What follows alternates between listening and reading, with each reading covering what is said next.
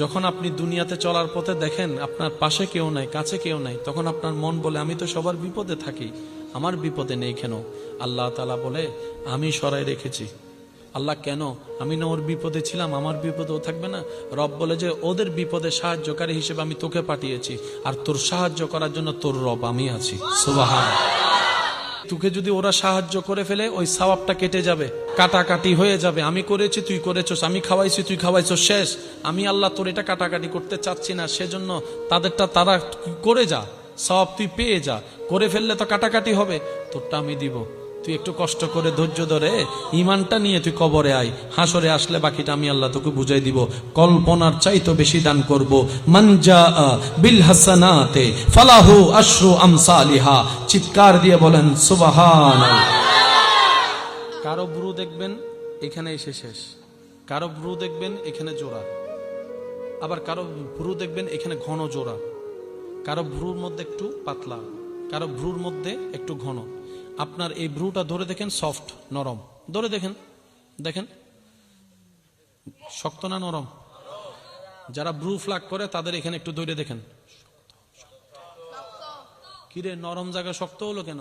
রব বলে যে হাত লাগালি কেন, হাত লাগালি কেন? এই ক্ষেত্রে আমার পরামর্শ, আমার যে সমস্ত মা বোনেরা ভ্রু ফ্লাক করেছেন, আমি যতটুক আমার বিশ্বাস হয়তো কেউ বেশিরভাগই ইচ্ছা করে করেনি, শাস্তে গিয়েছেন, কেউ একজন করিয়ে দিয়েছে, হয়তো কারো ফাঁদে পড়ে করে ফেলেছে। যদি এমন কেউ থাকেন আমার আওয়াজ শুনছেন, আমি বলবো আপনি প্রথমে আল্লাহর কাছে তওবা করেন। প্রথম কাজ এটা, আল্লাহর কাছে সাহায্য চান। দেখবেন আল্লাহ তাআলা আপনার ভ্রুকে আবার কুদরতি ব্যবস্থাপনায় আগের চেয়ে আরো সুন্দর সাজায় দিবে। সুবহানাল্লাহ। আপনার আর কষ্ট করে বারবার যে কাটতে হবে না। এটা কি তুলতে কি আরাম লাগে না ব্যথা লাগে? এই ব্যথা দিয়ে সুন্দর পাওয়ার দরকার কি? যেই ফর্সার ক্রিম আপনি আমি ব্যবহার করি সৌন্দর্যের জন্য, রং ফর্সা হওয়ার জন্য, এই প্রত্যেকটা ক্রিমের মধ্যে কেমিক্যাল আছে না নাই?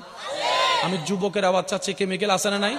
আর সমস্ত জ্ঞানী মানুষ এই কথাই একমত, প্রত্যেকটা কিছুর মধ্যে একটা এফেক্ট আছে, একটা সাইড এফেক্ট আছে, একটা ভালো দিক আছে আর একটা ক্ষতির দিক আছে।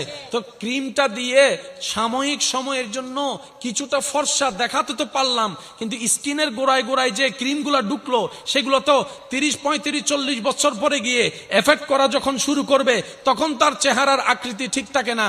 ক্ষমা করবেন আমাকে, যারা বেশিরভাগ সময় মেকআপের সাথে থাকে, ওই সমস্ত লাইনে যারা থাকে তাদের বৃদ্ধ বয়সের ছবিগুলো একটু দেখে দেখবেন, চেহারার কোনো ঢক ঠিক থাকে না, চামড়ার কোনো ঢক ঠিক থাকে না, কেমন জানি বিদঘুটে হয়ে যায়। আর সুন্দর যদি হতে চান, ইসলামে কত সুন্দরী ফরমালিন মুক্ত, সাইড এফেক্ট মুক্ত সিস্টেম করে দিয়েছেন। নবী রাহমাতুল্লিল আলামিন বলে 5 ওয়াক্তে 5 বার আজানের ডাকে সাড়া দিয়ে ওযু করতে থাকো, ওযু করতে থাকো, ওযু করতে থাকো, ওযু করতে থাকো, তোমার ভিতরটাও সুন্দর হয়ে যাবে, বাহিরটাও সুন্দর হয়ে যাবে। সুবহানাল্লাহ।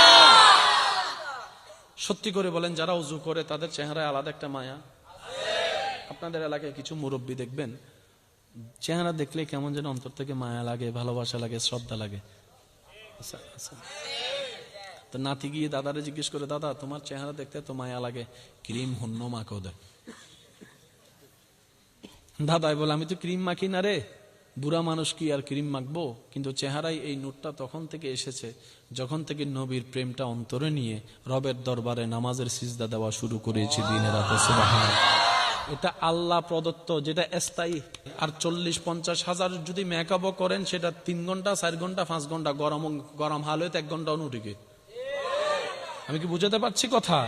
ইসলামে সবকিছুই আছে। আমরা অভাগা, দুর্ভাগা, আমরা বেকুব, গাদা নেওয়ার মতো নিতে জানি নাই। আওয়াজ দিয়ে বলেন দোষটা কাদের? সবাই মিলে বলেন দোষটা কাদের?